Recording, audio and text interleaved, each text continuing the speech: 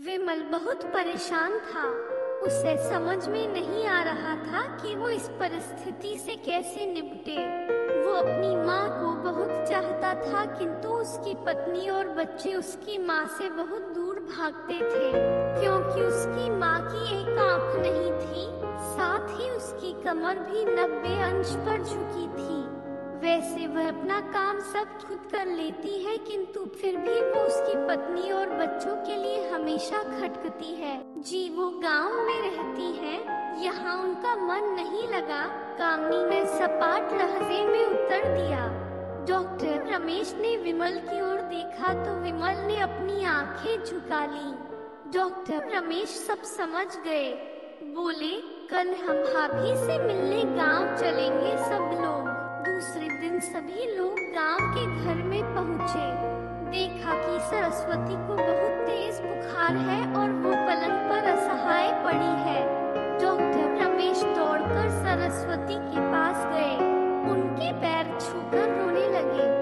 सरस्वती की ये हालत उनकी कल्पना से परे थी। वाह बेटा विमल, तूने तो नाम उजागर कर दिया। अपनी माँ की ये हालत देखकर तुझे तो शर्म भी नहीं आ रही होगी। डॉक्टर रमेश ने विमल को लगभग डांटते हुए कहा, नहीं देवर जी, विमल का कोई दोष नहीं है, मैं खुद गांव आई थी। सरस्वती ने अपने बेटे का बचाव किया। मुझे सब पता चल गया भाभी, आप चुप रहो।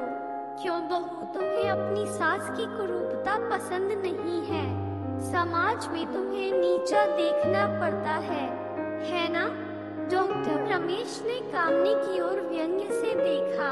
कामनी निरुत्तर होकर विमल को देखने लगी। आज तुम जिस सामाजिक स्तर पर हो वो इन्हीं के संघर्षों की देन है। और बेटा विमल, तुम्हें शायद मालूम न हो कि बचपन में जब तुम 1 साल के थे तब छत से नीचे गिरने के कारण तुम्हारी एक आंख फूट गई थी और तुम्हारी रीढ़ की हड्डी में भी समस्या थी। तब तुम्हारी इस कुरूप माँ ने अपनी एक आंख और अपना बोन मेरो तुम्हें देकर इतना सुंदर स्वरूप दिया था।